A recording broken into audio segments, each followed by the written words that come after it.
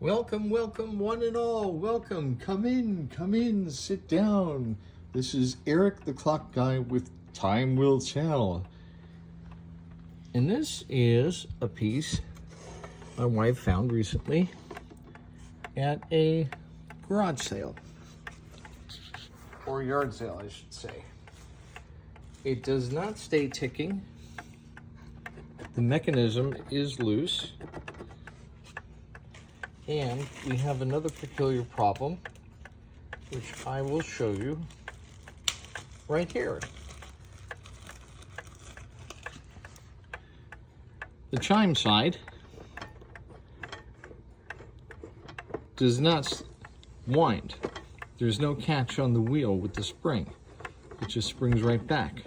So I have to open it up and see what's wrong with that, because if I don't, I shall never hear it chime. Then after that, we'll have to clean this wood and get some oil in it. Maybe a good coating of tung oil as well to protect it. Let's open it up and see what we see. You can hear by that uneven tick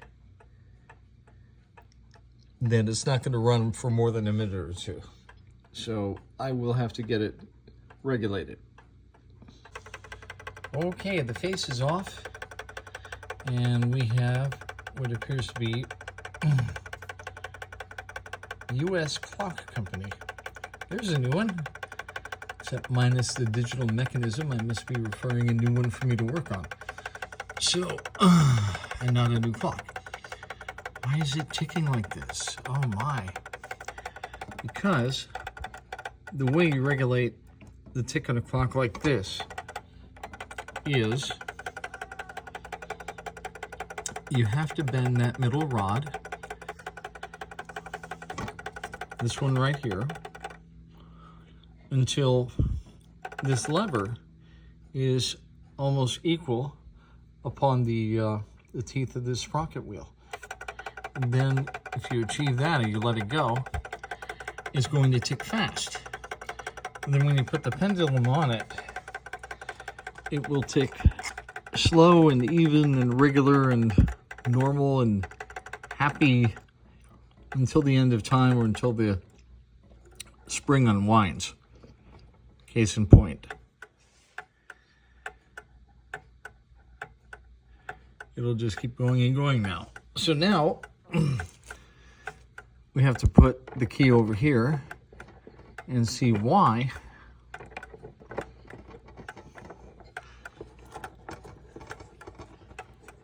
this wheel isn't catching to allow the winding of the chime side. Let us investigate this little mystery. I see the catch here, and I'm thinking, let's see if I can zoom in on it. There's the catch on the wheel there, but I'm thinking there's no spring holding it, so let's investigate, shall we? And so concludes part 2. Part 3. We see the spring which holds the catch on the drive side. And on the chime side, it's hard to see under with the camera, but that slipped off. Now that I have it back on, let's see if it winds or if it slips off again.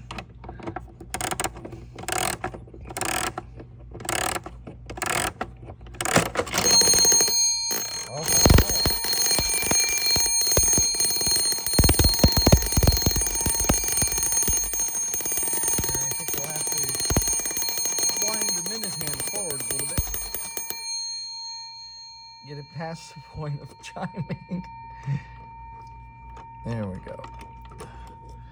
Let's see if that does it. Let's see if that does it now. And it does. Well, it is winding away.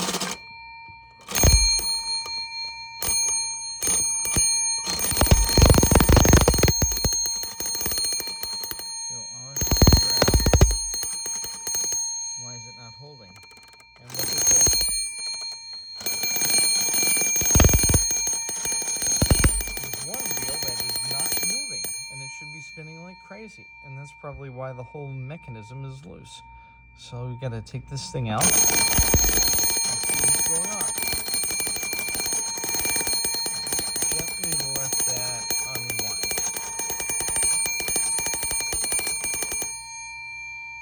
Okay. Now let's get the mechanism out and see why that wheel is not in place.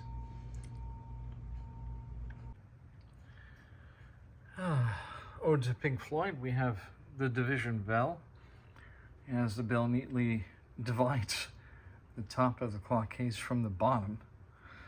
So, this sprocket wheel was out, which is odd, because nothing was loose. And this mechanism, as you see at the center of the screen, is a little bit fuzzy. Oh, it flipped there. Cotter pin number 1, number 2. Okay, number 2 appears to be loose. 3 and 4. See, number 2 is kind of almost all the way out. So I will have to tighten that and see if that tightens the mechanism. Meanwhile, we attempt to wind this and see if it holds or everything springs across the room. These springs are amazing. They can do funky things, so you gotta be careful when you're playing with or winding a spring. I'm not gonna wind it any further than that. So as you can see, it's holding, and very, very carefully, I'm going to go ahead and get that pin further in and thereby prevent any further problem with this mechanism getting loose, hopefully.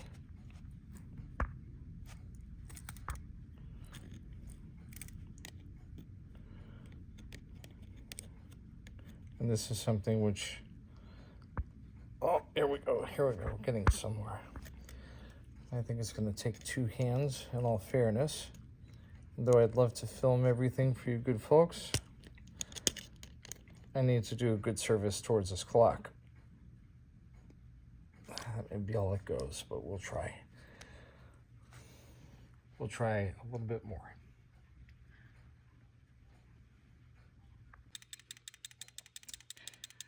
Signs of a finely balanced machine. Ticking wonderfully. And as you can see, by the little scratch I just did, I got that pin further in, tightening the mechanism, thereby preventing hopefully the same thing from happening again. And we do see more clearly now, we have the U.S. Clock Company. I tell you, where's Charles Ingalls when you need him to tell you about the stuff back from his day? Let's get this all back together. But first we will take care of the wood with some lemon or orange oil on the inside. We'll do that on the outside too, and then possibly some tung oil to seal it. I was about to start using this feed-in wax wood polishing conditioner with orange oil on the carpet when I heard the voice of reason, which sounds oddly like my wife's voice, saying, "Are you really going to do that on the carpet?" So I've switched gears to the kitchen, and we will start cleaning and polishing this wood.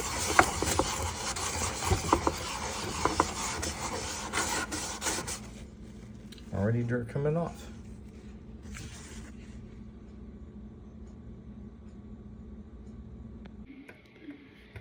Hello, hello, hello. Welcome back. As a conclusion of the street patient, it is running. But do you guys remember the situation with the Old Dutchman? I had a issue with one one of the sprocket wheels having a broken tooth, and there was no way I could replace the sprocket wheel. Well, something similar here. On the chime side, do you remember the spring on this clock was off? It kind of came undone, and some of the wheels were out of the holes. The little pins on the end of the wheels, the spindles were out of the divots, the holes where they normally set in the mechanism. This clock was dropped or smacked or smashed, though there's no wood damage, and may have been from Walnut Grove or back in the day. Maybe it fell off a horse-drawn carriage in one of those several accidents that happened in Little House. But the wheel itself was actually bent on the chime side. So whenever it would turn, it would do this. It would rock back and forth. And whenever it would rock, it would slow down. So unless I can find a replacement wheel on a totally destroyed clock that I can't fix, then we will not be able to get the chime side of this clock going again. But it's running. It's a strong runner. We do our best, right?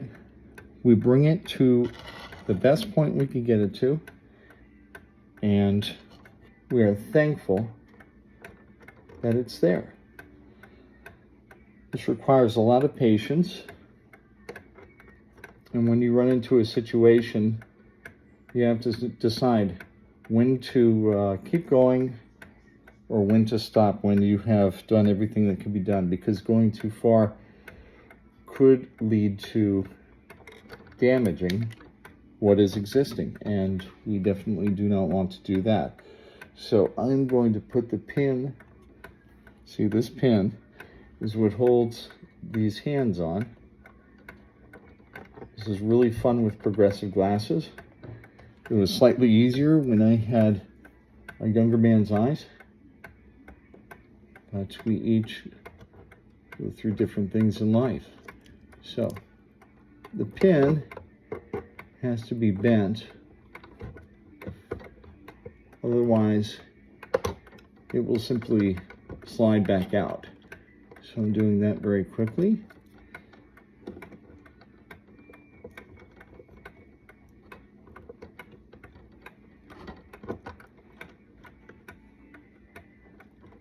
And it's still sliding out of the hole.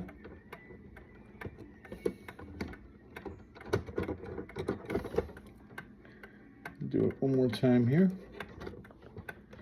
Gotta hold the top down.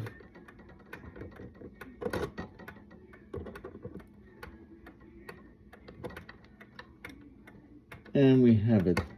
That will stay. That's in there. You can see where that cotter pin is bent. And we have another healthy patient, a street patient. So once again, I bid you goodbye. And when the next clock will come, time will tell.